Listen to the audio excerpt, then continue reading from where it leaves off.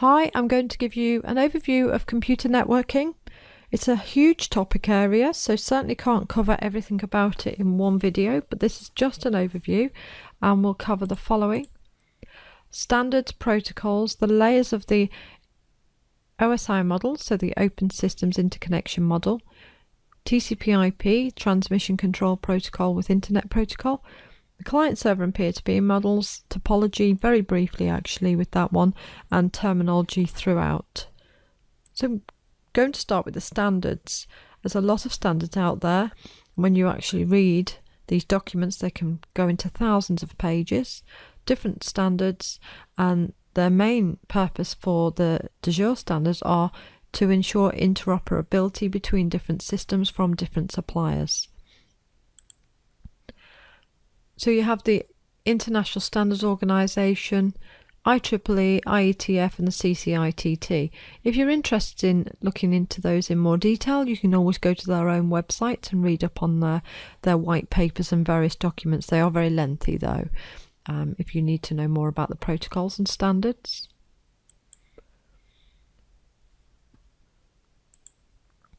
When it comes to communicating over different systems, it's very important to have established clear rules and good protocol in order that they can communicate effectively. The term protocol is a way of ensuring understanding. To illustrate this, I'll do a little diagram. Let me use my pen. Please forgive me for the roughness of this drawing. So you have two people, blue people, very roughly drawn. They come to greet each other, and normally you would expect them to say something like hi or morning or hello or something like that, and in response they might say a similar thing back, and they might just be passing each other and that's about it. Or they might say something like hi, how are you?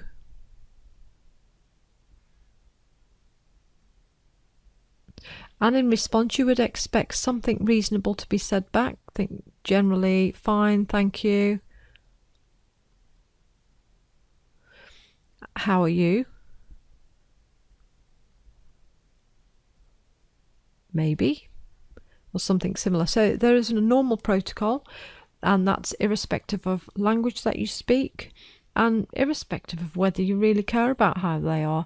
Generally, it's good etiquette and social etiquette to do this. So that's protocol. It's a way, it's a communication method. It's the rules to allow systems to understand each other.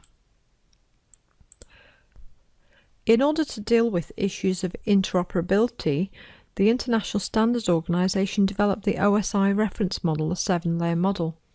And this was just to make sure that all the complex processes were divided into separate tasks or levels, if you like, where each level is responsible for a certain aspect of communications between systems. Here's an example. The application layer is used for the applications which support the communication between applications, so that'll be how they connect to each other, how they transmit data over the network. Presentation layer, this is concerned with conversion, interpretation, formatting of data that is transmitted, so it could be from ASCII to Unicode. The session layer, this is all about establishing full or half duplex dialogues between different users. The transport layer is all about ensuring reliability, for example flow control, so whether or not data needs to be transmitted or retransmitted according to whether data was received correctly at the other end. The network layer is all about finding the best route to take. So first of all, establishing where it needs to go to in order to connect to the correct service, and then how best to get there. The data link layer is all about being able to get to the actual network card on a network, on a local area network, so that medium access control, MAC, and basic things like error correction on the local area network. And the physical layer is all about transmitting data over the physical wire, over the media, so fiber optic or copper wire. As data is transmitted, it builds up. So as it's transmitted down the layers, it starts to build up. So as error detection data is added on, or sequencing information is added on, and various other data like addressing and port data, in order to get the data across the network. So that's a brief overview of the OSI 7-layer model, and that relates to many other aspects of networking, so it'll be covered again throughout, referred to again throughout. So a hub, we often hear the word hub used at home, and this is actually incorrectly used generally. So a hub is really all about amplifying an electrical signal. So as it starts to degrade over the cable, over the network, it's all about improving this signal, because there's only so much distance that a signal can go down on your traditional copper wire. So a hub is an intermediate device, H, and you may have devices connected to their own hub. So you have various devices on this one, say just different things, tablets, phones. Okay, we don't have this anymore, but so we have all of these different devices connected to the hub, and then we have one, say, in another room,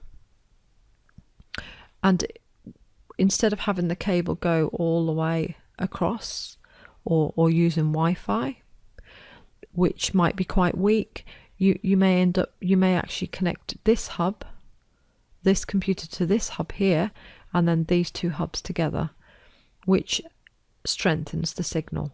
So that's really what a hub is all about. In terms of the ISO model, it operates at the physical layer, so it has no intelligence, it's not doing anything special, it's just taking the signal and regenerating it so that it's strong again to go a little bit further on the network. Okay, so a switch, this is a little bit like a hub, but it does have some intelligence. It is capable of actually looking at the data that you want, inspecting it, and working out what destination it needs to send it to. So which LAN, for example, it needs to send it to. So I'm just going to insert a new slide for a moment and give you an example of this. Okay, so in terms of how a switch works, so imagine you have, again, a network. Imagine these are servers.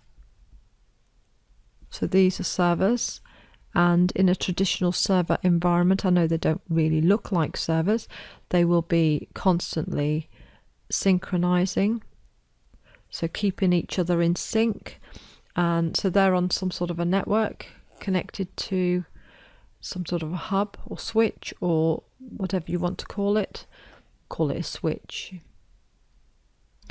And so this makes a local area network. And then you have more computers in the next room. So let's just put these as an office. Let's just imagine this as an office. Sorry about these terrible computers that I've made here. And again, we'll put these into a switch.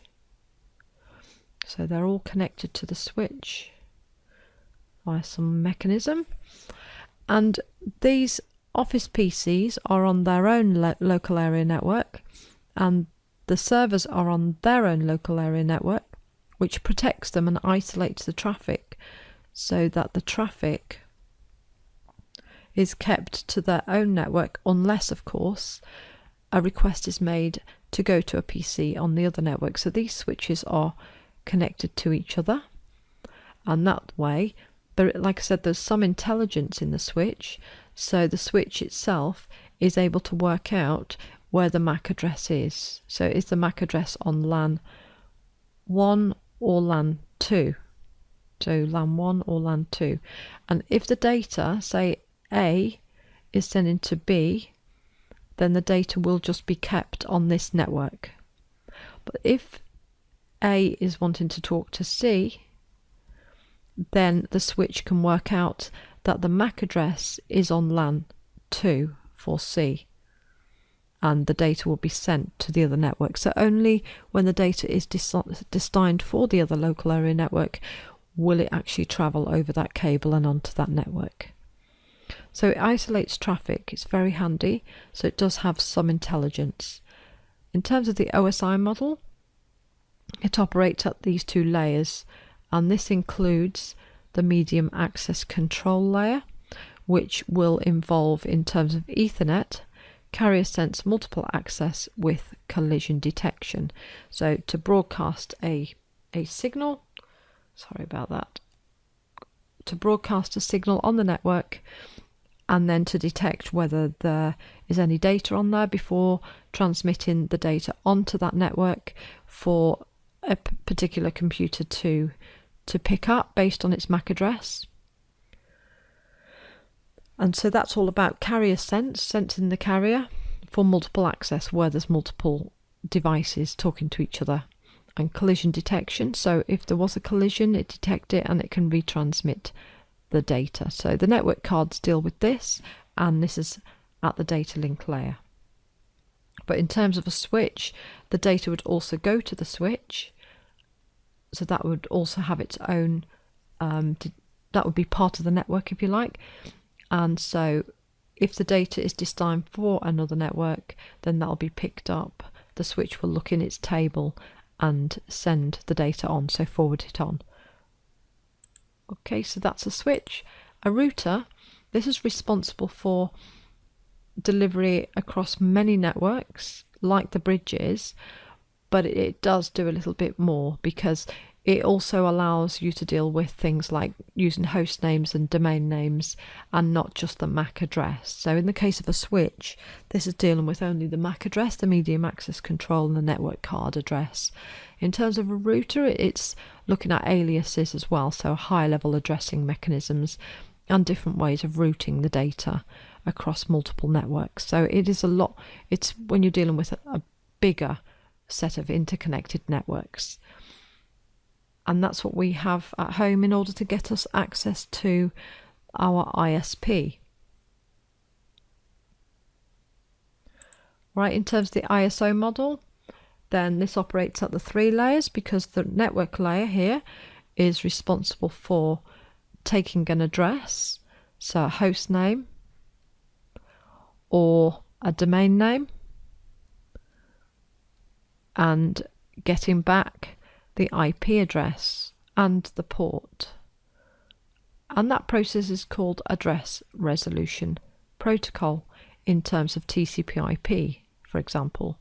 So this layer here is responsible for finding out what the actual IP address is of the host name or domain name that you have issued via your application, and also finding the correct route, or using a routing algorithm to find the fastest possible route. So that's what the router does, and that's why it operates up to the 3 layers of the OSI model.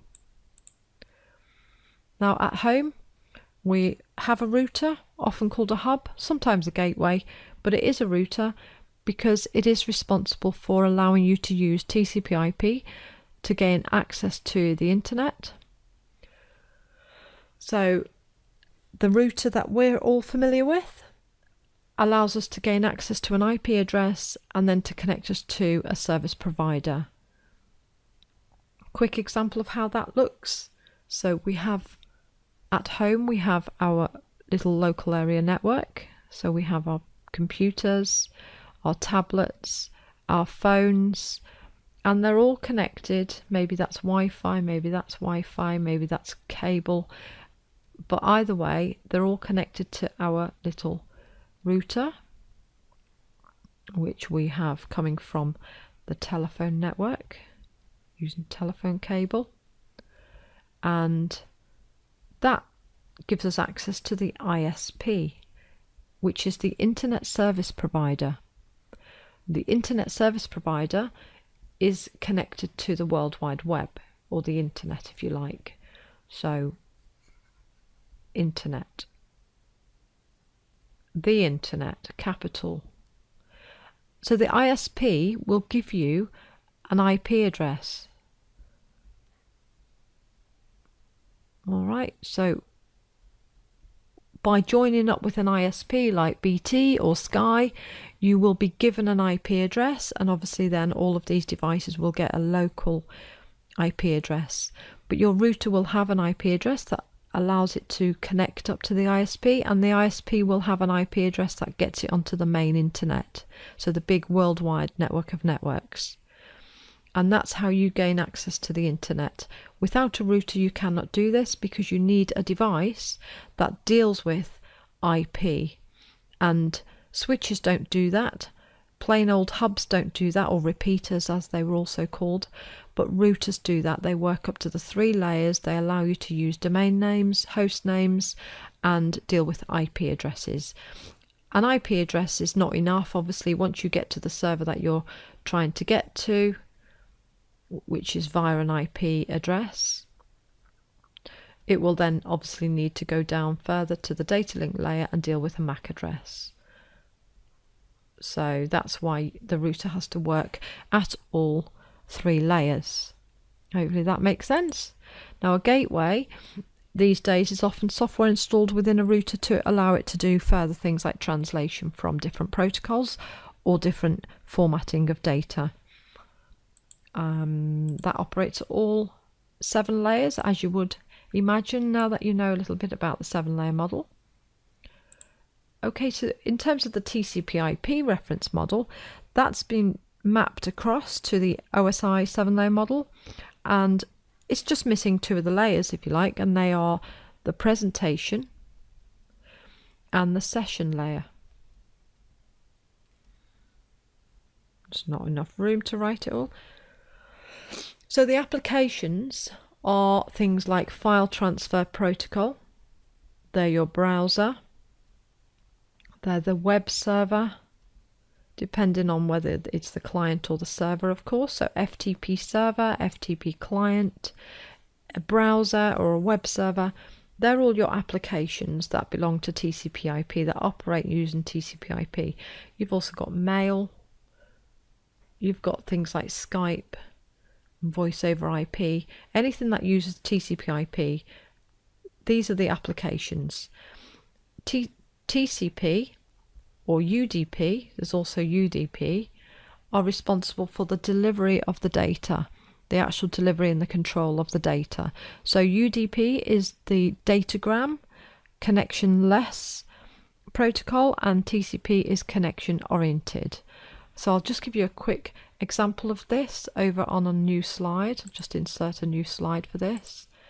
It's a bit more space. So in terms of connectionless UDP,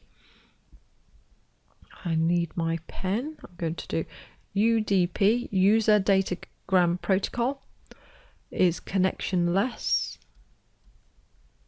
which means that, is that spelled right? That's awful. Let's fix that.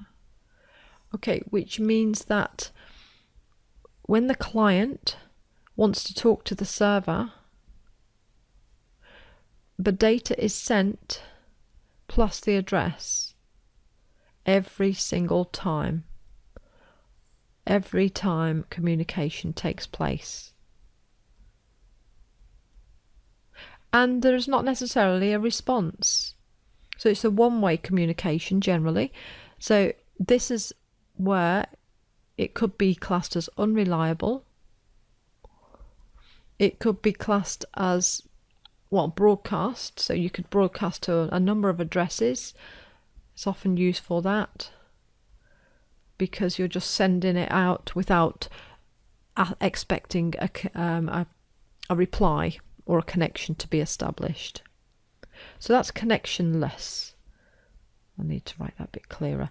So connectionless. Okay, so connectionless. No connection is established, but for each communication that's taking place, you have to include the addressing information for every bit of data being sent. So it could involve a lot more data. So more data per message sent. Okay, so that's UDP, user datagram protocol, connectionless. And another one is connection oriented.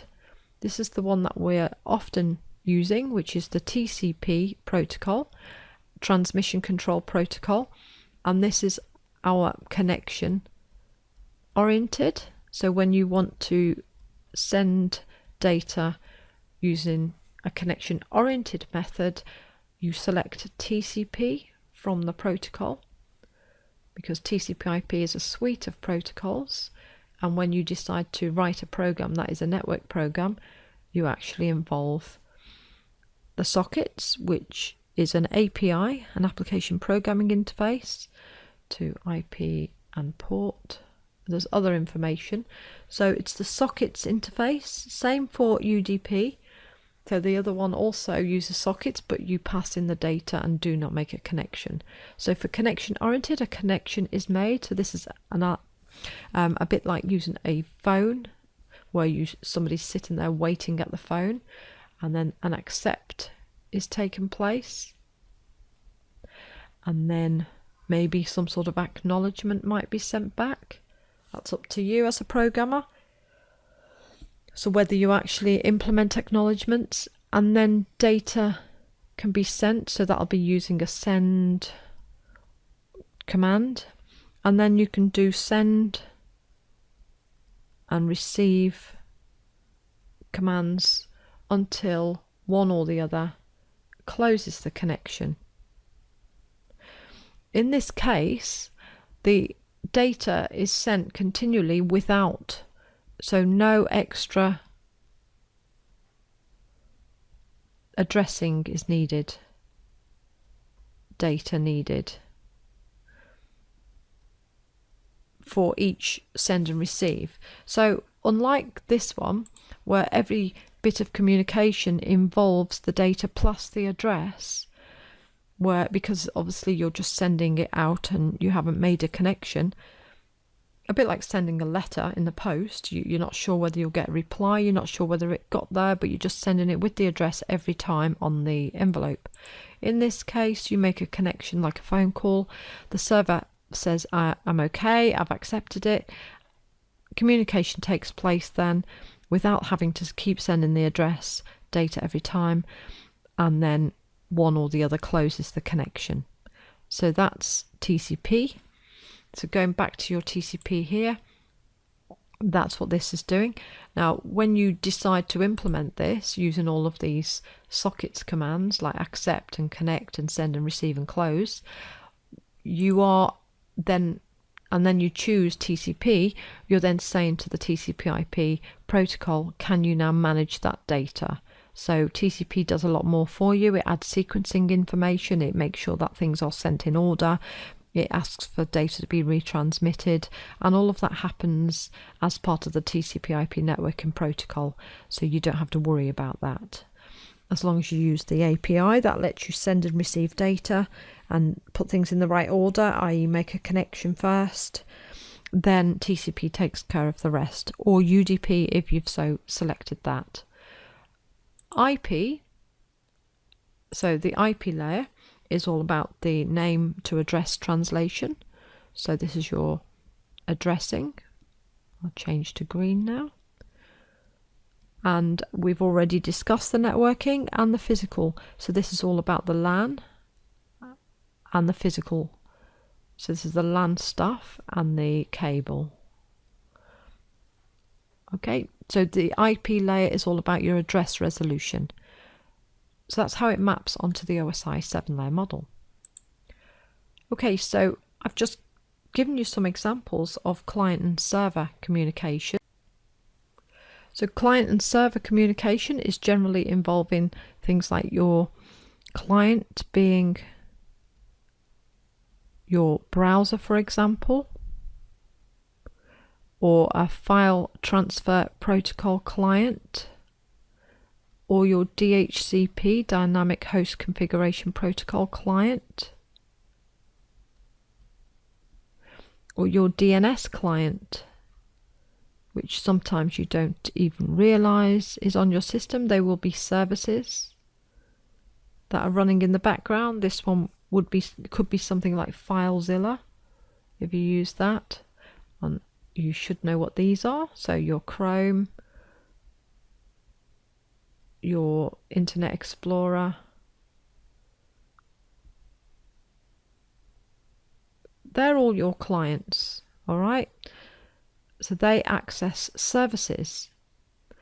Now I'm going to need a new slide for this, so just bear with me. So you have your browser, for example, and you type in an address into the address bar. So e.g., I'm going to put my address there, http computing, oh, why did I choose such a long name, tutor.com. So I type that in, and that's the URL. This is saying I want Hypertext Transfer Protocol server, so I'm asking generally for the default port 80, so a service running on port 80, and this is saying I want a specific IP address of this, and that will be found via DNS. So DNS will tell me this, and HTTP by default will be 80 unless, of course, I specify otherwise at the end that I want a specific port. So my browser, by typing in this address here, is saying go to port 80 as soon as you found the IP address. Okay, so that what will happen then, I need to use a different pen, is the browser will make a connection. So this is my client, it will make a connect once it knows all of that information to the IP address given and to port 80, and that will then go to the server, which happens to be the server at that IP address, which will have been determined by DNS, so DNS is involved here, and then it will select the HTTP, so server that's running at port 80, because there are other services running on a system, and HTTP happens to be the one that I want because I've told it that I want 80. Had I put FTP in there, it would have chosen a different program. So this is going to connect to this server, and this server will hopefully accept because it's waiting using that command, and then clearly the client can then say give me, so request a file, and then the server can send the file, and then the browser can display it. Okay, so the browser is a client that allows you to access a server via some mechanism, so by typing in a domain name and the actual service you want, and then when it receives the data, it can process it and put it into the format that it requires, which is HTML. So no matter what the server actually does, whether it do some PHP, some Python, some Ruby, whatever it does, it will send back HTML. So it will send back a HTML file and maybe some JavaScript or jQuery. So anything that the browser is able to process will be sent back by the server to the browser. And that's client server. Now, peer-to-peer is more like a work group scenario, so where all the computers can directly connect to each other.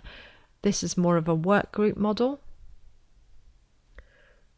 and you can have all of your computers just talking directly to each other on the network. So imagine they're all on the network, they can just talk directly to each other via some method. So that's a work group scenario. And client server is very popular. It's one that we're mostly familiar with. That's a very complex diagram, so I'll just quickly do one more to keep it simple. So your client server scenario, just to illustrate again, you have your clients, you have your server. Your client will make a connection generally to your server. Your server will accept the connection, hopefully, or if there's a problem it won't accept it, and then data can be sent and received. using these commands, and then the connection will be closed. And that's pretty much a simplistic version of a client-server scenario. The library of functions that will be used are sockets. Even if you don't program these yourself, they might be hidden inside some wrapper functions or a new API, but the sockets API are the underlying method by which you communicate using TCPIP clients and servers. Okay, so next, internets, intranets, the internet, etc. So an internet, hopefully you'll know by now, is a connection of interconnected local area networks.